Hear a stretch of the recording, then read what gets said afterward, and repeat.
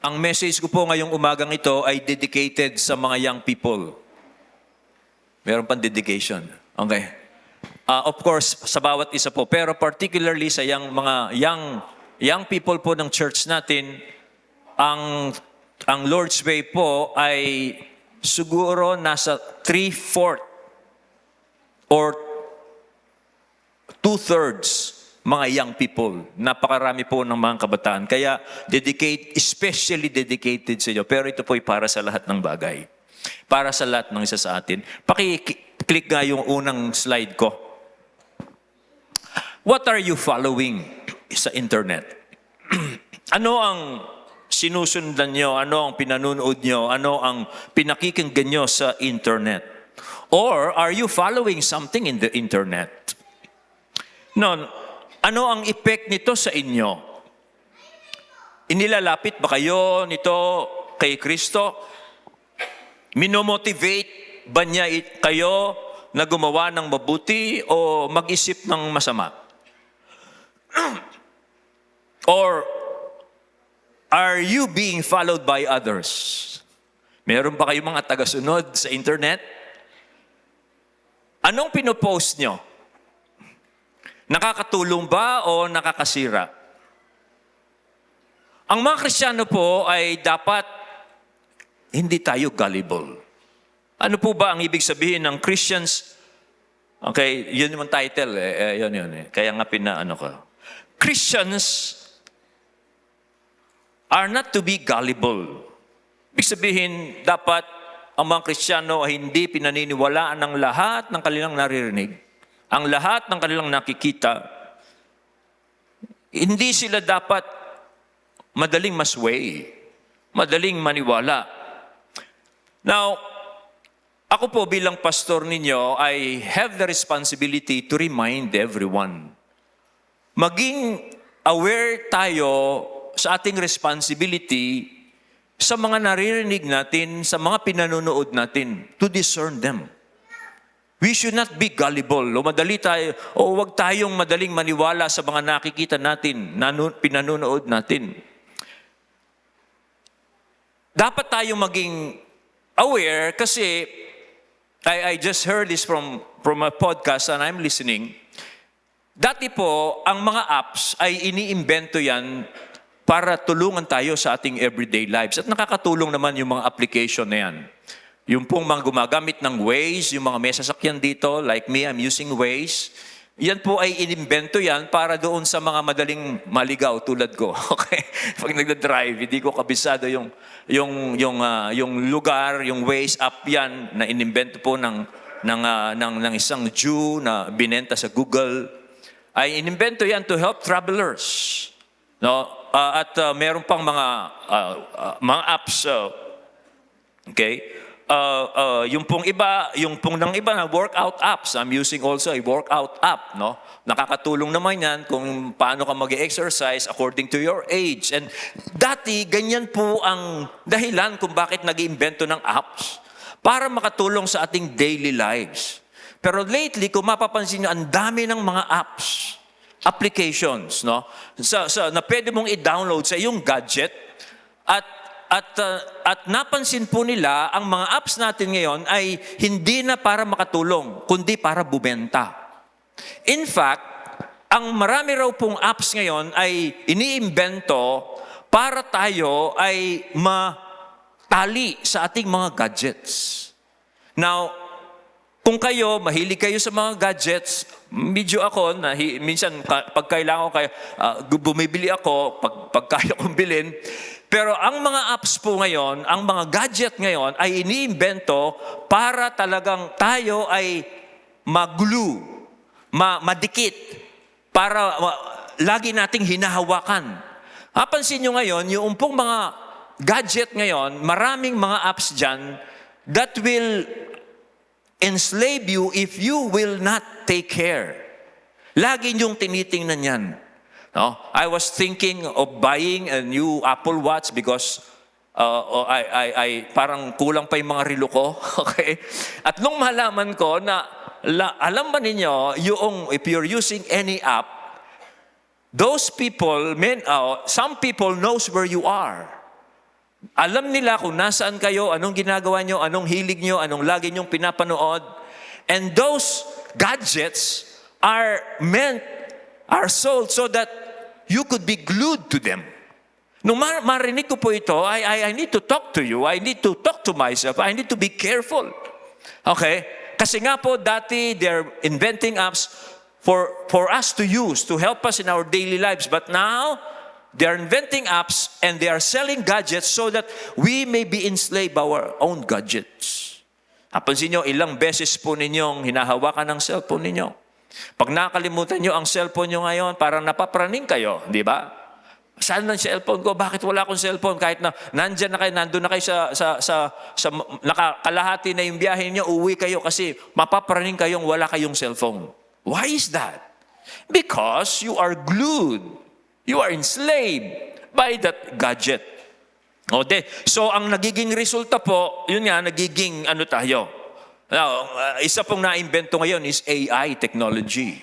AI, artificial intelligence. No, and this AI technology, it is another invention that it will progress as time goes on. Na ang problema ganito, pag sobra kang nagtitiwala sa iyong gadget, and you cannot make any decision without consulting your gadget, you're in trouble. Okay, you're in trouble. Okay? Ilang calories ba ang kailangan mong ma-shed sa iyong ano? O kaya yung AI. You can ask AI now, AI, anong gagawin ko to improve my business? What will I do? Sino ang pipiliin ko dito sa mga nanliligaw sa akin? O sino ang isasuggest mo sa akin na liligawan ko? At pag po gano'n na ang nangyayari sa sino mang tao, hindi na niya ginagamit yung kanyang isip, kundi ipinapaubayan na niya ang kanyang decision, ang kanyang sarili, doon sa gadget niya. Now, yung pong passage natin sa John, it talks about this. Kaya dito makita natin, very relevant. Yung pong passage na ito na binasa natin, na ngayon pag-aaralan natin, relevant siya noong time ni John, much more ngayong time natin. Kaya I want you to listen to this message because this will help us. Kung paano po tayo mamumuhay in this age of information. In this age of everything is easy. No? It's easy. You just can click it and then you go there without any struggle, without any conflict. Kaya nga marami pong mga kabataan ngayon, yun nga sabi ni Pastor Reggie, tinoyo lang, bipolar na. Maraming bipolars ngayon. Kasi konting pagsubok ay they are giving way. Bakit? Kasi because of the internet, wala nang conflict. Okay? You want this, you just click it and then you have it without any struggle. Okay? Kaya yung iba, pag hindi nila nakuha yung gusto nila, malaking pagsubok na sa kanila yan. Because they are used to getting what they want through the internet. So this message is very relevant to us, teaching us. This is relevant because it reminds us not to be gullible. Huwag tayong madaling maniwala. Doon sa mga naririnig natin, doon po sa mga pinapanood natin, we should discern. Kaya yung pong message natin, tatlo yung outline nito. Una, titingnan natin yung necessity of testing the spirits. Pangalawa, titingnan natin, how do we test what we hear? And then, it will conclude with the good news for every believers in Jesus. Now, tingnan po natin ang una.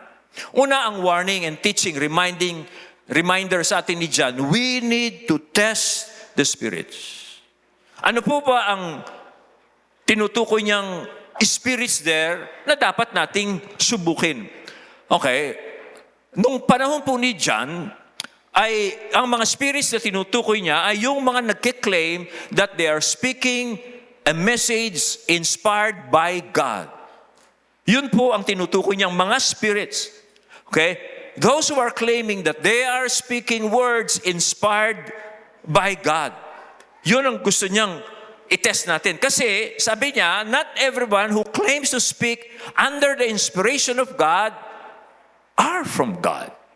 Hindi lahat ng naririnig natin, sabi niya, na nagsasabing inspired sila, ay mula yan sa Diyos. Now, ang tanong natin, yung bang command na ito to test the spirits ay applicable today? Well, yes.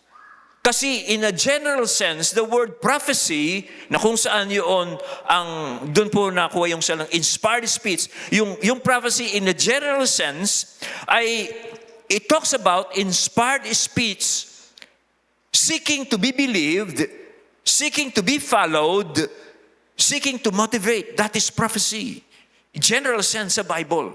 It is an inspired speech na kaya yan sinasabi para maniwala ka, para i-inspire ka, para i-motivate kang sundin ito. Especially, yan, pag nakaka-apekto yan sa iyong relasyon sa Diyos. Okay, yan ang mga sinasabi ni John na you test the spirits. Those who claim to be inspired to be talking with God because they want you to believe them, they want you to, they will motivate you and because they're promising to guide you. Okay, yun po ang sinasabi niya. Kanya po, si John, sabi niya, at ngayon po sa atin, if you are a believer in Jesus, you don't have to be gullible. Huwag mong paniniwala ng lahat. Okay? Nang iyong naririnig. Yan ibig sabihin ng gullible. Now, pansinin po ninyo, ang instruction po ni Apostle John dito, hindi po niya ipinagbabawal sa mga believers, sa mga Kristiyano, ang makinig sa anumang gusto nilang pakinggan. Hindi niya pinagbabawal yon, kundi ang pinagbabawal niya ay huwag paniniwalaan lahat. Okay, napansin niyo, sabi niya, Beloved, do not believe every spirit, but test the spirits. Okay, so hindi niya pinagbabawal na huwag kang makikinig. Okay, kundi huwag mo lang paniniwalaan agad ang lahat ng iyong narinig. Kasi sabi niya, merong sa Diyos at merong sa demonyo. Okay, yun po sabi niya. Because many false prophets have gone out into the world. So hindi pinagbabawal na huwag kang makikinig. Pero sa lahat ng iyong pinakikinggan, huwag kang maging gullible. Okay? Tinuturo po sa atin ng Bible yan na napakinggan natin yung mga inspired speech. Okay? Pero yun nga, sa 1 Thessalonians chapter 5, ito ang sabi ni Paul, do not despise prophecies. Those are inspired speech. Okay? But test everything. Then sabi niya, hold fast what is good, abstain from every form of evil. Do not despise. Makinig ka, pero i-test mo. Okay? Now, bakit po kailangang subukin? Okay, well, sabi ni John, kasi hindi lahat ng inspired speech, hindi lahat ng motivating speech are from God. Okay? Meron ding taliwas sa mga maliwanag na sinasabi ng salita ng Diyos. Okay? Kahit na inspiring yan, kahit na tindig balahibo yan, pag naririnig mo yan, parang nanginginig ka, naluluha-luha ka na. Huwag kang padala sa emosyon. Okay, tingnan mo kung anong itinuturo kasi marami po ang labag sa maliwanag ng utos salita po ng Diyos. I read this recently. The future belongs to the communicators. Do you believe this? The future daw po belongs to the communicators. Somehow I tend to believe this. Okay? Bakit ka kailangang mapanuri sa narinig mo? Kasi nga po, yung mga leaders, look at the leaders, world leaders, they are swaying their followers by their speech. Si Adolf Hitler po, nag-aral siya ng oratory. At pansinin nyo, sa kanyang mga pang-speech sa Germany, he was inspiring the Germans. They were so naive to believe him. Okay? He studied how to deliver oratorical speech. At kapag nakita mo sa internet, very passionate siya. Okay? Okay? Para ganun po, no? The future belongs to the communicators. Now, isa pang halimbawa yan, yung mga extremists, yung mga suicide bombers. Hindi ka ba nagtataka kung bakit ang isang tao willing siyang mag-strap ng mga pampasabog sa kanyang katawan and then pupunta siya sa isang public place to blow up himself? Hindi ba kabaliwan yan? O kademonyohan yan? Pero bakit po naniniwala o merong mga tao, mga suicide bombers? Because of speech. Because of what? They look at the internet. The internet now are indoctrinating people who are gullible. Okay? Hindi lahat ng inspired speech ay sa Diyos. And isang example, of course, is Jesus Christ. Our Lord was a teacher. Our Lord was a preacher. The apostles were preachers. Yung mga alagad po ng Panginoon, they are preachers, they are teachers. Pero pagkaiba ang resulta niyan. Okay, alam natin nangyari doon sa yun doon po nakinig doon sa mga hindi sa Diyos, sineryoso nila yung narinig nila, ano nangyari? Destruction. Germany after World War II, sabi ni bago yung World War II, sabi ni Adolf Hitler, after this war, sabi na Germany will become the light of the nations. Pero after World War II, tingnan mo yung Germany, sira. Okay? Yung pong mga extremists, bakit sila gagawin? Anong nangyayari? They blow up people. Pero yung nakinig sa Panginoong Diyos, nakinig sa mga alagad, tingnan yung nangyari, bumubuti sila. Okay? Nabago sila. So, be careful. Now, how do we discern? Paano po tayo na di-discern? Sa 1 Peter chapter 2, this is how we discern. But false prophets, sabi ni Peter, also appeared among the people, just as there will also be false teachers among you who will secretly introduce destructive heresies. Okay? That's how we discern. Yung pong mga turo nila is destructive. They comes from lawless people. It will destroy those who believe them. Kasi sabi niya, they will secretly introduce destructive heresies, even denying the master who bought them, bringing swift destruction upon themselves. So how do we discern? Look for results. Tingnan nyo yung binubunga doon sa mga nakikinig sa mga inspired teachers na ito. Destructive ang kanilang bunga. Tulad po nung binanggit sa inyo si Hitler and those extremists. No? Okay? Tingnan nyo, destructive po ang... At isa pang test po dyan, yung ilalayo kanila sa Panginoong nagbigay ng kanyang buhay para sa iyo. Isa yan. Napapansin mo ba, inilalayo ka sa Panginoong Hesus? Dito, binanggit po dyan, sabi niya, the master who bought them. Pinapakita dito ang Panginoon, siya ang tunay na nagmamahal sa atin kasi binili tayo ng kanyang dugo. Pero itong mga false motivators na ito, they will draw you away from the one who really loves you. Okay? Jesus Christ is the one who loved us. He gave Himself for us. He bought us with His blood. And ang goal nila is for us to depart from Him. Because when we depart from Jesus Christ, patay tayo, mga bata tayo. You will be like a sheep without a shepherd. So that's how to discern. Okay? Anong resulta? Anong binubunga nito sa iyo? Nakapag-iisip ka ba ng mabuti? O nakapag-iisip ka ng masama? Inilalapit ka ba sa Panginoon na nagmamahal sa iyo, na bumili sa iyo? O inilalayo ka? Parang parang hindi pa ako binamahal ng Panginoon, pero para meron pa akong gustong itry na magmahal sa akin. Subukan ko nga ito. Parang ganun ba yung nararamdaman mo? Okay? Ganyan po ang natin malalaman. Nung pong ako ay umalis sa pagpapastor, after 1 month. At sumama po ako sa Child Evangelism Fellowship, yung aking wife, kasi nag-doubt ako noon na ako ay pastor nga ang tawag sa akin ng Diyos. Sumama ako sa Child Evangelism Fellowship, and then they gave me the position na ako ay maging street children coordinator. Naalala mo yun, Net? Tapos, street children coordinator, ang ganda, no? Tungkol sa tutulungan ko yung mga batang kalye.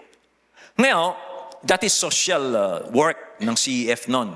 Now, to help me in my work, sinabi ko umattend po ako sa isang seminar. It is a Christian seminar or retreat, no? At they are into social action. Now, so umattend po ako doon for how many days? Nandun ako. Pero meron kaming speaker. Okay, leftist. Hindi ko alam na leftist, pero dahil ito mga UP yung organizers, so they took this one. No, hindi pa ako nakarinig ng mga leftist teaching. So, nakikinig ako sa kanya, and then, alam mo ninyo, somehow, it was affecting me. So, he was introducing neo-Marxism ideology. Ibig sabihin ng neo-Marxism, dalawang klase lang yung tao sa mundo, oppressed and the oppressors. Okay, ganyan ang neo-Marxist ideology. Sa mundong ito, sabi nila, dalawa lang ang klase ng tao. Yung mga mapang-api at ang mga inaapi. Oppressed and the oppressors. So nakikinig ako sa kanya, and it was affecting me. Naalala ko noon, that is Novaliches, nag-jeep akong papunta ako sa Valenzuela po kami nakatira noon. Pag nadadaanan ko yung mga nagbebelga sa mga pabrika. Yung mga kulang ng sweldo, ganito, ibagsak, ganito. Sa puso ko, ibagsak! Gumagano. Sa puso ko, tama kayo! Mga api ang mga employer ninyo. Parang ganun ang pakiramdam ko. Napansin ko, sabi ko, hindi na sa Diyos to Nakikita ko na yung mga tao, inaapi sila ng kanilang ng mga mayayaman. No, yung mga mahirap naman, hirap na hirap sila. Ang dahilan dahil sa mayayaman, parang ganun ang ideology ko. And then I found out, I should not listen to this man. Alam mo ninyo, ang tinatarget, kaya dedicated sa mga kabataan nito, tinatarget po ng mga neo-Marxist propagators are the young people. Mga young people, ingat kayo Pag nakikinig kayo sa isang motivated speaker, motivational speaker, at ang pakiramdam niyo, ibagsak. Pag nararamdaman niyo, revolusyon. Ano gano'n yung nararamdaman niyo? Okay. Pagbabago. Ingat kayo. No, hindi na yan sa Diyos. Pag-distraction na ang lumalabas sa iyong puso. No? Ingat po kayo dyan. So, you test the spirits. Pag nilalayo ka sa Panginoon, ingat ka. Okay? Pastor, anong gagawin ko dyan? Well, pag naapektuhan ka, huwag mo nang pakinggan. O kaya, basta huwag ka pa-apekto. Okay? Now, how do you test? Sa John, pinakita po niya yung barometer. Yung pong litmus test. Paano matetest yung spirits nito? Tingnan yung verse 2. By this you will know the Spirit of God. Every spirit that confesses that Jesus Christ has come in the flesh, para mainit sa Lord's Way, no? No, para mainit. Kayo ba nainitan? Ako nainitan ako dito Verse 2. By this you know the Spirit of God. Every spirit that confesses that Jesus Christ has come in the flesh is from God, and every spirit that does not confess Jesus is not from God. This is the spirit of the Antichrist, which you have heard is coming and now is already in the world. So what is the barometer in testing the spirits? Ano po ang pamantayan? Well, dito makita nyo, ang barometer po is their conviction about Jesus. That's the barometer. Dalawang criteria lang. The one who confesses Jesus is the Christ, o Jesus Christ has come in the flesh, dalawang criteria lang, and the one who does not confess Jesus. So ang litmus test dito po ay yung pong ano ang conviction nila about Jesus. Okay? Dalawa lang. Isa, kinukonfess niya na si Jesus Christ has come in the flesh, at yung isa naman does not confess Jesus. So yun lamang po. Okay, now, tingnan natin po yung sinabi dyan. Jesus Christ has come in the flesh. Pag yan ang confession niya, itong nagsasalitang ito ay sa Diyos yan. Pag sinabing Jesus Christ has come in the flesh, it means He is from God. Si Jesus Christ ay galing sa Diyos. Pag sinabing Jesus Christ has come, pinapakita dyan sa kanyang pagka-Diyos. Siya na si Jesus Christ ay galing sa Diyos and has come in the flesh. Itong anak ng Diyos na ito ay nagkatawang tao. So yan, pag ganyan ang kanyang conviction regarding Jesus Christ, na si Jesucristo ay anak ng Diyos, bago siya nagkatawang tao, siya ay anak na ng Diyos, at nung magkatawang tao siya ay anak pa rin ng Diyos, that is from God. At yung Antichrist naman, yung hindi sa Diyos, hindi niya kukonfess yan. So mahalaga po kasi na yung nagpipreach, nagtuturo sa atin na ang conviction niya, ang pinaniniwalaan niya ay yung totoong Jesus. Ang totoong Jesus po ay yung anak siya ng Diyos na nagkatawang tao. Marami po kasi ngayon naniniwala rin sila kay Jesus. Okay? Yung pong Muslim naniniwala kay Jesus yan. Yung pong Hinduism naniniwala rin sila kay Jesus. Marami pong religion naniniwala sila kay Jesus. Pero ang totoong Jesus na dapat paniwalaan po nila ay yung Jesus na anak ng Diyos, na kasama na ng Diyos noong una pa, na lumikha ng langit at ng lupa, at itong Jesus na ito ay nagkatawang tao. Okay, nagkatawang tao at nakipamuhay po kasama po ng mga alagad. At itong Jesus na ito ay nag-alay ng kanyang buhay doon sa krus. Ngunit siya'y nabuhay na maguli. Okay? Yan po ang Jesus na dapat pinaniniwalaan nila. Tulad po sabi John, in the beginning was the Word. And the Word was with God, and the Word was God. He was in the beginning with God. Then verse 14, and the Word became flesh. Okay? And dwelt among us, and we saw His glory, the glory of the one, the only Son, from the Father, full of grace and truth. Yung speaker pong inspired by the Antichrist will not confess this. Naalala ko noong, hindi pa ako Christian, pero marami na po kumakalat na ang Christian dito sa Pilipinas. Naalala niyo si Johnny Midnight. Sinong nagtotoning noon? Yung mga kasing edad ko lang. Naalala niyo si Johnny Midnight? Nauso yan. Dapat magising ka alas 12 ng hating gabi. At noon si Johnny Midnight ay nagpipreach yan lahat ng mga masama pakiramdam, masama kung ano-anong may sakit. Masasama dun sa toning-toning na yan. Okay? Tapos meron pang yung tubig. Toning tubig. No? Toning water ba yun?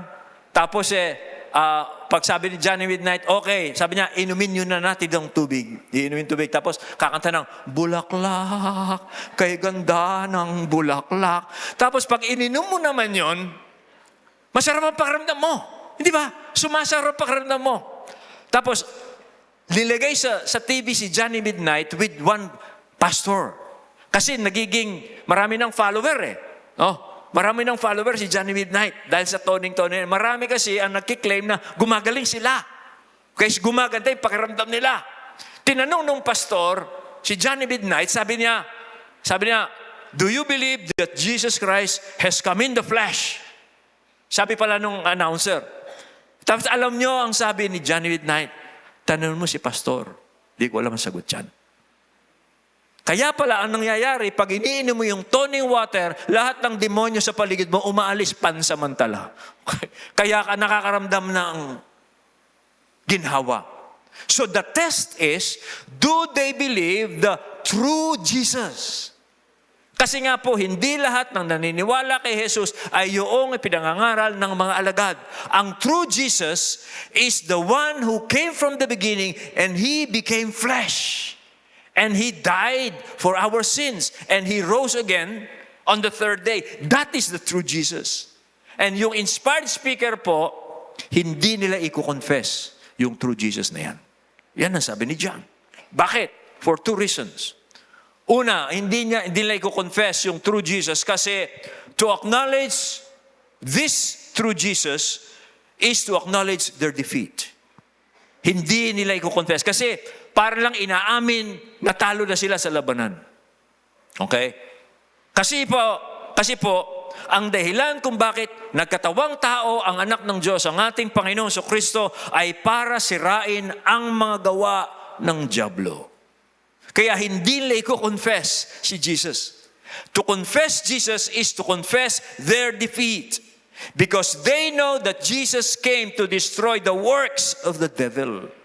Sabi po sa 1 John chapter 3, the one who practices sin is of the devil. For the devil has been sinning from the beginning. The Son of God appeared for this purpose, to destroy the works of the devil. That is the true Jesus. And they will not confess it. Okay? Sabi dyan, si Jesus Christ, the Son of God, has come as a man to offer himself on the cross to destroy the works of the devil. What are the works of the devil? Ano po ba ang mga gawa ng diablo? Well, ang gawa ng diablo, alipinin ang tao sa kadiliman. Okay? Alipinin ang tao sa kanyang kasalanan. Pero ano ang gawa ng Panginoong Kristo? Ang gawa ng Panginoong Kristo, alisin tayo sa kadiliman. Palayain tayo sa kapangyarihan ng kasalanan sa pamamagitan ng pagpapatawad niya sa ating mga kasalanan. By virtue of His death on the cross, pinatatawad tayo. Pinalalaya tayo ng Panginoon sa kasalanan. At tayo ay nakakawala sa kadiliman. Ang diablo naman, pilit niyang pananatilihin ng tao sa kadiliman. Pilit niyang inaalipin ang tao sa kasalanan. Okay? Yun ang gawa ng diablo. Pero ang gawa ng Panginoon, palayain tayo. Inalis tayo sa kadiliman, pinalaya tayo sa kasalanan, ngayon ay malaya tayo. Isa pong test kung sa Diyos o hindi sa Diyos ang iyong pinakikinggan. Kung ang iyong pinakikinggan, inaalipin ka doon sa pinakikinggan mo, ingat ka. Kasi ang turo po ng Diyos nakapagpapalaya, hindi ng pang-aalipin. Iyan ang test. Pag masyado ka ng engross sa iyong pinakikinggan, and you cannot live without that, ingat ka. Baka you're being slave. Kasi the Word of God, Jesus Christ, will free you. Will give you a right mind to decide for yourself. If you are being enslaved, na you cannot decide for yourself unless you consult this, you consult that. Parang kinakabahan ka pag hindi ka makapag-decide. Until you do that, ingat ka because baka nga na-enslave ka. Kasi ang totoo po, ang Panginoon, ang Diyos, ganito yung ginagawa niya. He will enlighten your mind. He will enlighten your heart. And after enlightening your mind, you are free to choose. Free to choose what is right. Ganyan po ang sa Diyos. Okay? Now,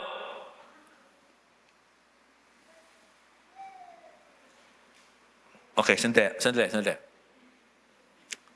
Bakit pa hindi nila i-confess si Jesus? Kasi, when they confess Jesus, they will remove their listeners from the true source of salvation. Okay? Those inspired teachers, they will not confess Jesus because it is in Jesus the true salvation comes. Okay, bigyan ko ng halimbawa. Sino po dito ang mahilig magbasa, makinig ng mga self-help books at sa mga self-help podcast? Sino yung nakikinig dyan?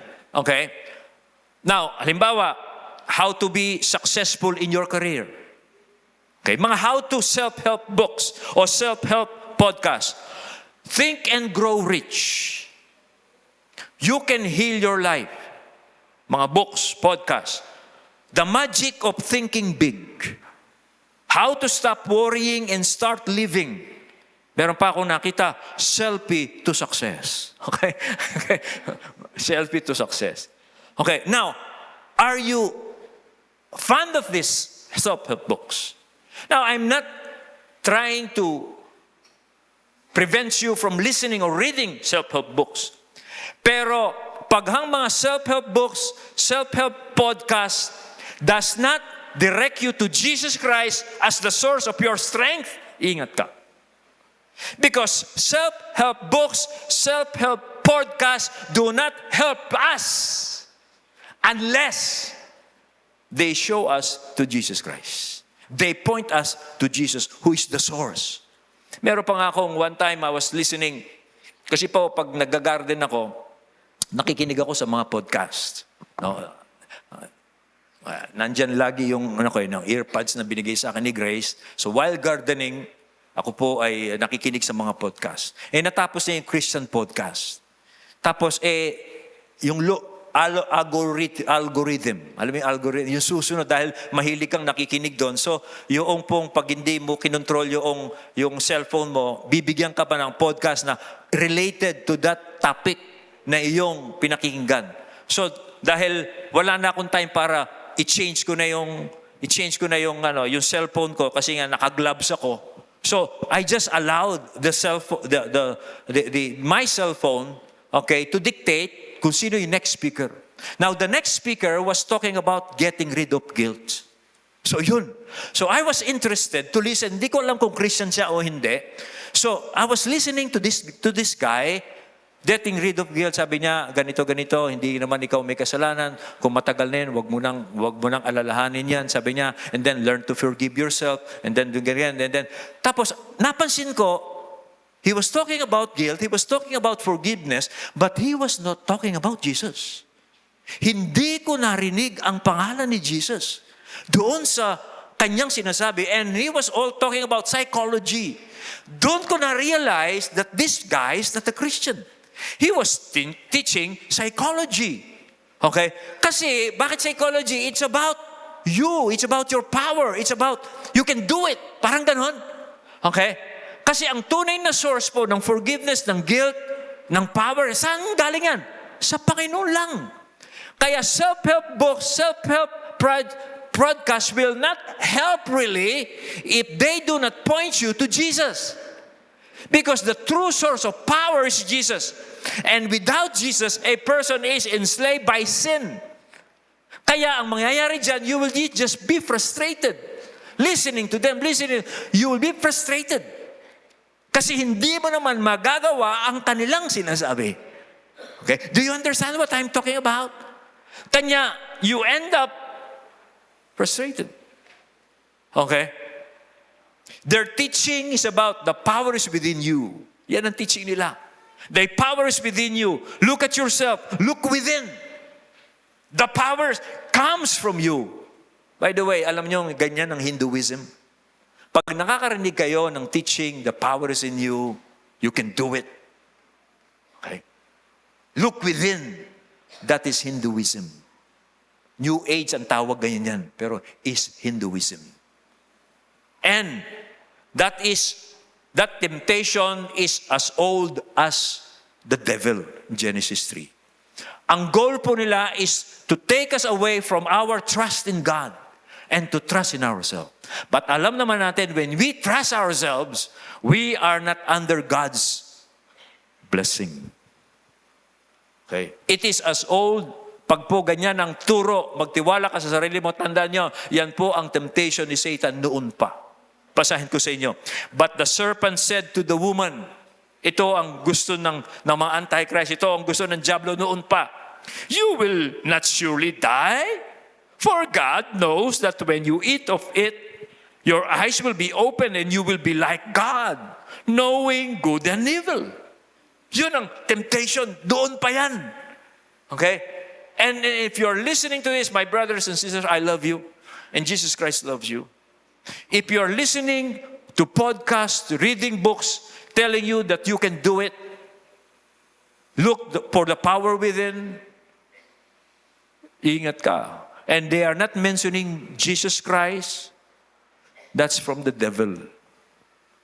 The devil has been lying since creation. Okay? Ano po ang gusto ng devil? It is to draw us away from Jesus Christ, the source of our salvation. Ano po ang hindi blessing ang hahantungan ng isang taong nakikinig sa ganyan na magtiwala sa sarili. Hindi po hindi blessing. Okay? Ang hahantungan ng taong sa sarili nagtitiwala. Look at Jeremiah 17. Thus is the Lord. Cursed is the man who trusts in man and makes flesh his strength, whose heart turns away from the Lord. He is like a shrub in the desert, and shall not see any good come. He shall dwell in the parched places of the wilderness, in an inhabited salt land. Yung taong nagtitiwala raw sa kanyang sarili, and that is the goal of these teachers, to draw us away from there. Ang tao raw nagtitiwala lamang sa kanyang sarili, under curse siya. Pag hindi siya nagtitiwala sa Diyos, ginawa niyang lakas yung sarili niyang lakas, at yung puso niya ay lumayo sa Panginoon, he is under curse. Tulad daw po siya ng isang halaman doon sa disyerto. At hindi niya makikita ang pagdating ng kabutihan. Pagdating ng kabutihan, mga pagpapala, hindi niya nakikita. Kasi hindi siya nagtitiwala sa Diyos. Nagtitiwala sa kanyang sarili. Okay, iyon po ang sinasabi ni Jeremiah. Sabi niya, he shall dwell in the parched places of the wilderness. Saan siya nakatira? Sa gitna ng disyerto. Okay. Yan pag ang isang tao, and that is what the devil wants us to do. Okay? Pero ano po ang mabuting balita? Sa ating po mga sumasampalataya kay Kristo, itinakda po ng Diyos si Kristo para sa atin. Kay Kristo natin makukuha ang lahat ng kailangan natin para makapamuhay tayo ng isang makadiyos na pamumuhay. Para makapamuhay tayo, kay Kristo po tayo pinaasa ng Diyos para makapamuhay po tayo ng isang mabungang buhay, ng isang makabuluhang buhay. Kay Kristo, si Kristo po ang itinakda sa atin ng Diyos. Okay? Na kay Kristo lahat ang kailangan natin. Colossians chapter 2 verse 9. Ito po ang sabi ng Bible. For in Him the whole fullness of the deity dwells, and you have been filled in Him. That is Christ. Yung Him dyan, si Christ yan. Who is the head of all rule and authority. Sabi niyan sa Colossians, in Christ, the whole fullness of God dwells in bodily form. And you, sino yan? Mga Christians. You have been filled in Him. Pinuspos ka ng Diyos. Kay Kristo. Kay Kristo, nakalagay ang lahat ng pagka-Diyos. At ikaw na kay Kristo, pinuspos ka ng Diyos. Okay? Pinuspos ka ng Diyos. Okay? Nandyan ka na. Minsan natetempt tayo, di ba? Lord, paano ako makakadikit sa iyo? Paano ako makakalapit sa iyo? Pero alam niyo, pag binasa mo yung Bible, pag na kay Kristo ka na, nandyan ka na. You don't have to struggle. You don't have to do anything to be in Christ. You are already in Christ. Naintindihan po yung sinasabi ko? Okay? You are already in Christ. And in Christ, God has made you full. Kaya anong gagawin mo? Hanapin mo ang lahat ng biyaya ng Diyos through Jesus Christ. Know Jesus Christ. Know His grace. Know Him. Because in Christ you are full. Hindi F-O-L-L, F-U-L-L. Okay? Okay, ganap ka na kay Kristo. Okay? We share the blessings of Christ. We share the grace of Christ. Okay? You don't need anyone to teach you. You don't need anyone to give you this, to give you that. Hanapin mo lahat kay Kristo. Kasi lahat ng kailangan natin ay na kay Kristo. Yan po ang sinasabi ng Bible. Okay? You have been filled in Him. So how to test? How to test? Pag nilalayo ka kay Kristo para magtiwala ka sa sarili, hindi yan sa Diyos. Okay? Pero pag ini-inspire kang lumapit ka at magtiwala ka kay Kristo, yung tunay na Jesus, sa Diyos yan. Kasi si Kristo po, hindi lamang niya sasabihin, ito ang gawin mo, bibigyan ka rin ng kapangyarihan ni Kristong magawa yung sinasabi niya. Yun pagkakaiba. Okay? Ang Diyos sa pamamagitan ni Kristo, i-instruct tayo na itong gagawin natin. Pero hindi tayo ibibitin. Pagkatapos na tayong pinaliwanagan na itong gagawin natin sa kanyang salita, bibigyan din tayo ng kapangyarihang gawin pinag-utos niya sa kapangyarihan ni Kristo. That's how to detect. Kaya nga, if you're listening, reading books, self-help books, but they are not directing you to Christ, ingat, kapatid. Ingat. Okay? And then the last one, si John po ends this exhortation with the good news. And what is the good news? That believers in Jesus overcome spiritual deceivers. Ang lahat po ng mga naniniwala kay Kristo ay dinaig na nila ang mga spiritual deceivers dito. Pansin nyo, dinaig na nila. Hindi dadaigin, dinaig na nila. Okay? How and why? Well, una, dinaig na nila ito dahil they are from God. Believers are from God. Sabi sa verse 4, little children, you are from God and have overcome them. Para sinasabi ni John, you are in God, you are a Christian, you are a believer in Jesus, do not fear this Antichrist. Huwag kang matakot. Huwag kang mapraning because you have overcome them. At huwag ka rin ma-insecure na hindi ka nakikinig sa kanila. Kasi baka yung iba, pag hindi ako nakinig, baka hindi ako tumalino. Parang ganun, no? Huwag kang ma-insecure na hindi ka nakikinig sa kanila because you are from God. Sinabi ni John, sa Diyos ka na. Sabi niya, ang Diyos ang nagbigay sa iyo ng bagong kapanganakan. Yung pinag-aralan natin, you are born of God. Pinatawad ka na ng Diyos. Meron ka ng fellowship sa Diyos and kay Jesus Christ. Okay?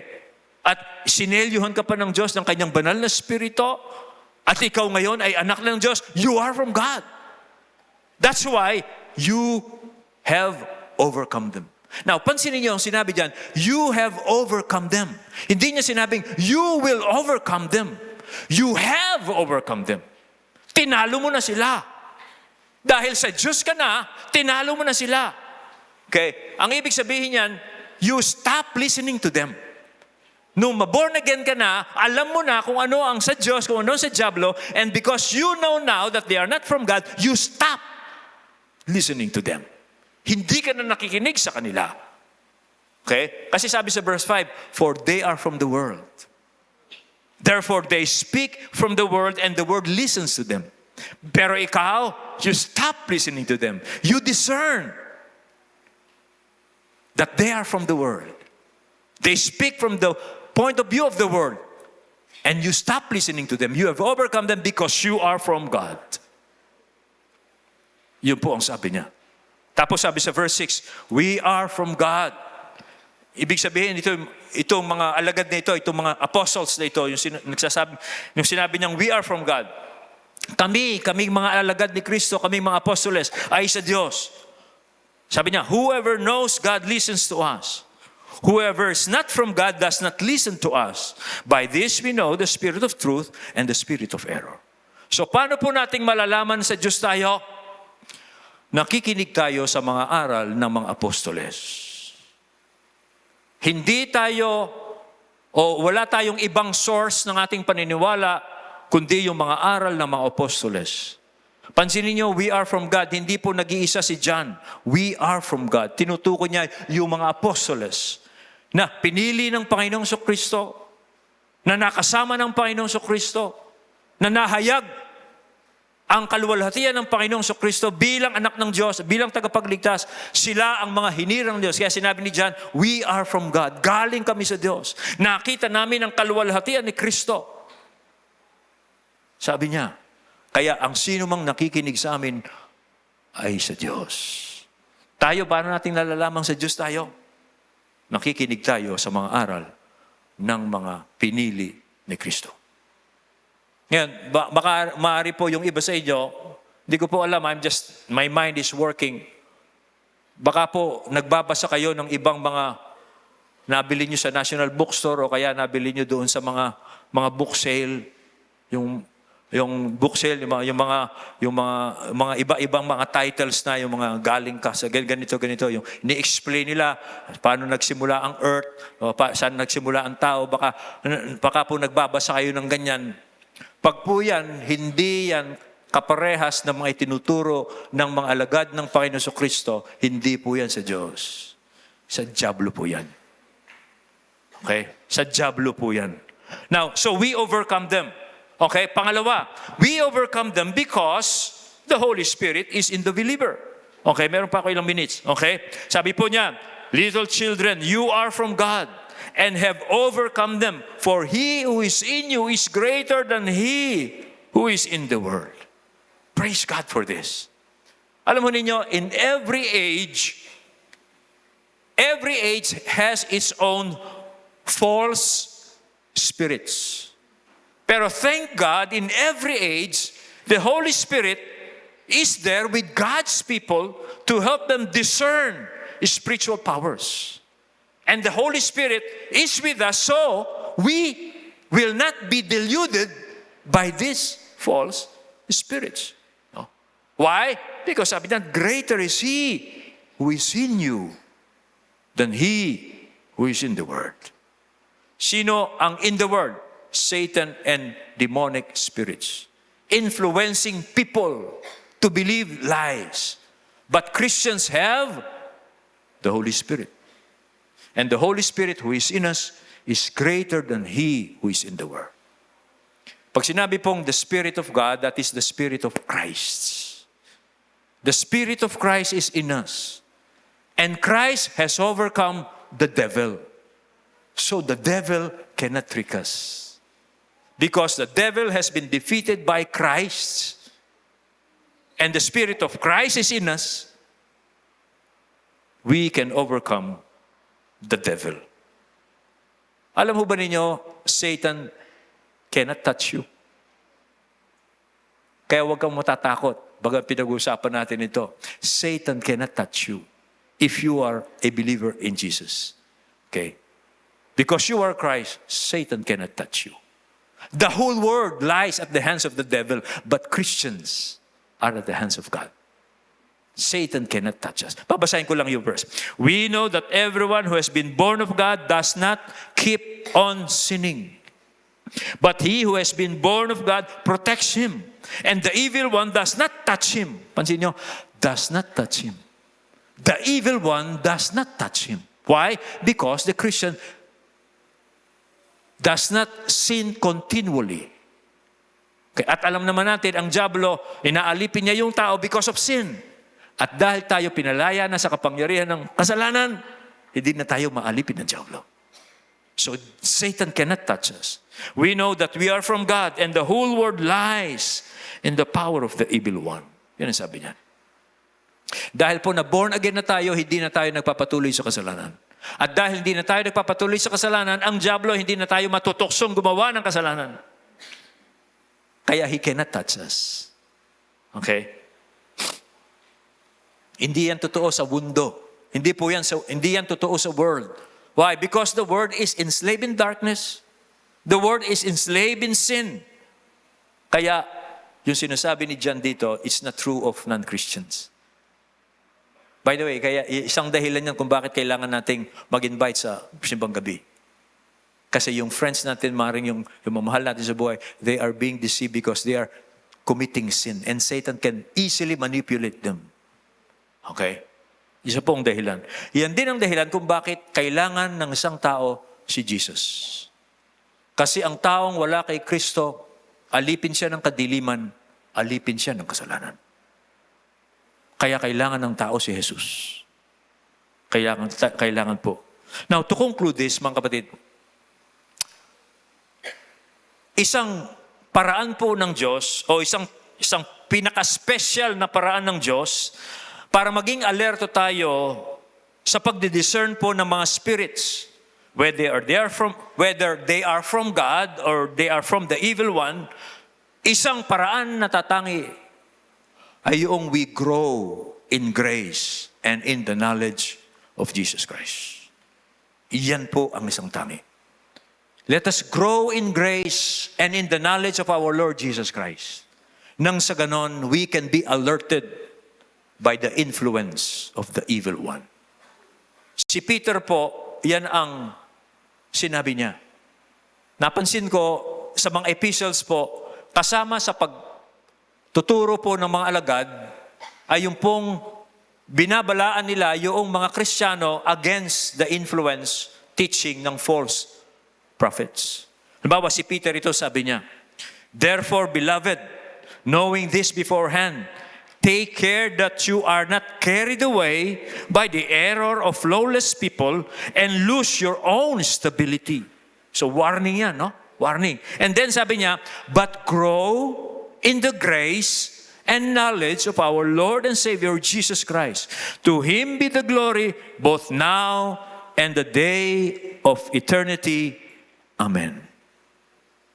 That is how we can be alerted by this. Let us grow in grace. Grow in the knowledge of our Lord Jesus Christ. And then we can be alert from this. Yan po ang tanging paraan.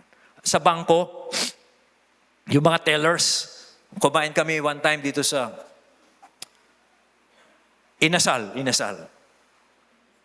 Nasa harapan namin, ayaw bigyan ng in-order niya. Kasi nalaman, fake yung kanyang 1,000. Oh. Nasalat lang nung tapos linagay niya doon sa detector. Hindi umilaw. Ibig sabihin, fake. Hindi alam nung mga tao kung anong gagawin kasi dami lang in-order. Wala pang internet sa Apalit. Okay? Dahil sa PLDT. Tumatanggap po kayo ng GCash. Walang internet. Hindi nila alam, pinapawisan na, daming in-order. Fake yung daladali ng pera. Alam mo ninyo yung sa bangko, how to detect fake money? They will not show you the fake money. They will teach you the real money. That's how they do it. Sa bangko. Para po makadetect yung mga teller kung anong fake, hindi nila pag-aaralan yung ano yung mga fake. Kundi pasasalat sa kanila, pakikita sa kanila, ititrain sila kung paano malalaman kung ano ang totoong pera o 1,000. Ganyan din tayo, mga kapatid. Sabi ni Peter, maging alerto tayo dun sa mga teaching ng lawless people. Ngayon, para maging alerto tayo, grow in the grace and in the knowledge of our Lord Jesus Christ. At siyang pansinin nyo, yan po grace yan. Grace na yan. We just have to grow. We don't have to earn it. You have to grow lang. You have to grow in that knowledge. Jesus Christ is so glorious. Jesus Christ is so magnificent. He created all things and now you are in Christ. I am in Christ. And we can know Him, and as we are growing in our knowledge of Him, we will live hindi ko ma-describe. Let us grow in Him. Let us grow in Him. And then, we cannot be tricked by these false, evil teachings. Let us pray. Aming Amang Diyos, kami po ay nagpapasalamat dahil binigyan mo kami ng pananampalataya kay Kristo Jesus. Nagpakilala ka sa amin, ikaw na buhay at tunay na Diyos. Lumikha ng langit at ng lupa. Ikaw na mabuting Diyos. Nagpakilala ka sa amin. Diligtas mo kami, tinawag mo kami, tinubos mo kami sa pamamagitan ng dugo ng iyong anak. At ngayon ay kami po ay nasa iyo na. Kami po ay sa iyo na. At kami po ay dahil kami na kay Kristo na. Salamat po. Panalangin ko po na sa araw-araw, lagi naming ipamuhay sampalatayanan ang katotohanan kami sa Diyos na. Hindi namin kailangan yung ibang turong maglalayo sa amin sa Diyos. Ang aral ng Antikristo. Panapanalangin ko po yung mga kapatid kong naririto sa auditorium at yung mga nanonood sa internet na maaring hindi nila alam, nakikinig sila, nagbabasa sila, nanonood sila ng mga aral na hindi na sa Diyos, na naglalayo sa kanila sa Diyos. Kaya humihina na ang kanilang pananampalataya kay Kristo. Panalangin kong itong mensaheng ito ay nakapagbigay at magbibigay ng kaliwanagan sa kanilang mga isip ngayon. Nang sa ganon, manatili sila sa iyong pag-ibig. Manatili po sila sa iyong pag-iingat. Manatili po sila sa iyong pagmamahal. Dahil kayo lamang po ang nagmahal sa amin ng tunay. Nang kami tubusin niyo ng iyong sariling dugo. Aming Amang Diyos, ito po ang aking panalangin para po sa aking mga kapatid at sa lahat ng mga manunood. Sa pangalan po ni Jesus. Amen.